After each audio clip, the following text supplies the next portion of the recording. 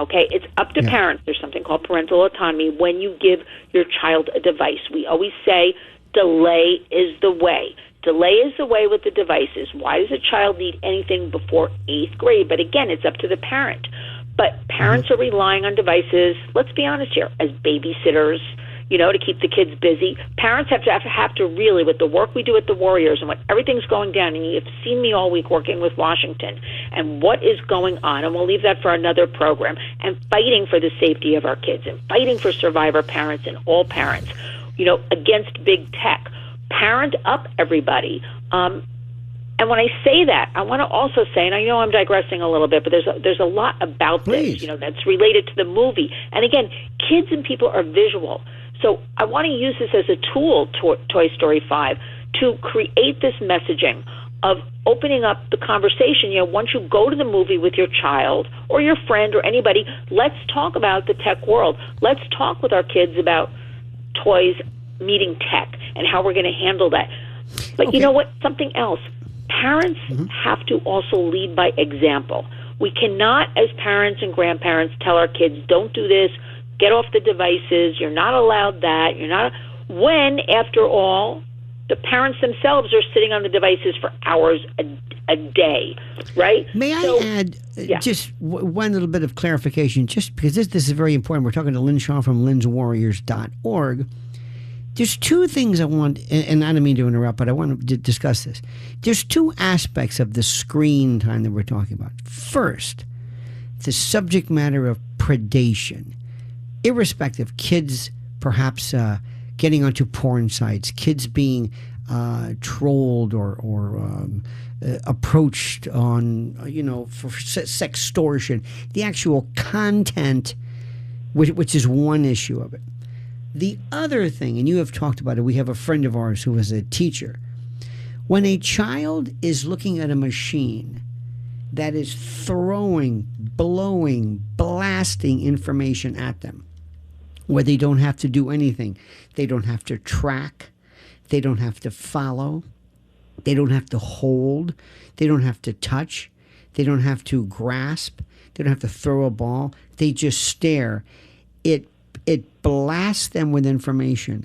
They weren't ever able to consume this much, this fast, in this way.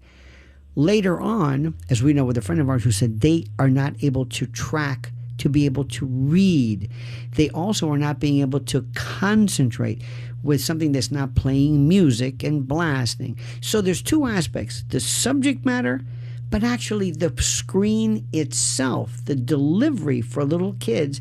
They shouldn't be seeing this just in terms of their own development. Is that fair? Well, medically and psychologically, absolutely. Yes. We have 30 years worth of studies now since 1996.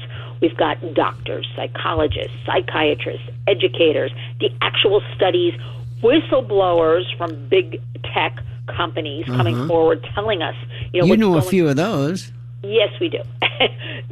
Internally, very ethical people who, let's talk about that for a second, who have bravely stepped outside of these big tech companies to report on them, really taking their lives into their, I'm not kidding, coming forward to testify in front of Congress, to side with parents who've lost kids, to share what they were told, don't talk about, don't worry about, that's not your concern, we'll take care of it. But what I want to say, I want to correct actually something you said. Okay. Kids looking for porn. Everything you were pointing out, and from our work, our research, our Did I say that? Because I don't think half the times they are looking. I think it finds them. But anyway, the kids are being then fed. I misspoke. It's okay, husband. It's all right. It happens. But listen, kids are being fed the content because big tech is basically one big operation. All these companies, X and Meta, Facebook and Instagram, Google, YouTube, all of these companies, okay? They want to make money. They're in it to make money. That's their story. That's their message. They want kids addicted. They want eyeballs on there. They want to create clients for the rest of their lives. They don't care. They have no moral obligation right now. They do not care. We know this from the history of how they act, how they don't care about families and kids, how they will not make easy corrections on their sites. And Washington's letting them get away with this because right now it's the only company, no regulation at all. They can operate and do whatever they want. And that's what we fight about with the Warriors. But I want to get back to these algorithms. It's very important. It is not the kids' fault. It's not even the parents' fault. Listen, they are being fed content. A child, and I always point this out because this is actually based on a true story. A little girl was looking up Apple and a story about doing some research about an apple. By that third click, Lionel, she was led into a porn site with the content. It had a name with Apple in it. So the kids are being fed these algorithms, not even looking for this content. And once seen, cannot be unseen. And kids are inquisitive. If they're going to see the sexualized content, and there's so much of it, right, they're perhaps going to look for more. Or even if you don't in your home, you don't have devices, you have limited time, you're putting all the guardrails on because we work with plenty of families. Their children are no longer with us. The parents did everything right, okay? They're going to go to a friend's, house and see something. And I was just informed that school buses now, the yellow school buses, many of them have Wi-Fi on them. So all the kids are sitting there on phones on school buses. That I did not know, okay? So that's happening. So again, I'm going back on, we got a parent up here. We got to really take this on, but we got to start within our own home with our kids. And we're not about banning anything. We hate that word. We do not like that word. This is about open conversation. This is about you buy a device for your child. You put the safety features to the best of your knowledge. You enact them. And if you don't know how to do it, you reach out to lynswarriors.org. We'll help you. You reach out to our great colleague, Chris McKenna, protectyoungeyes.com. He lays out every app and how you go through the steps.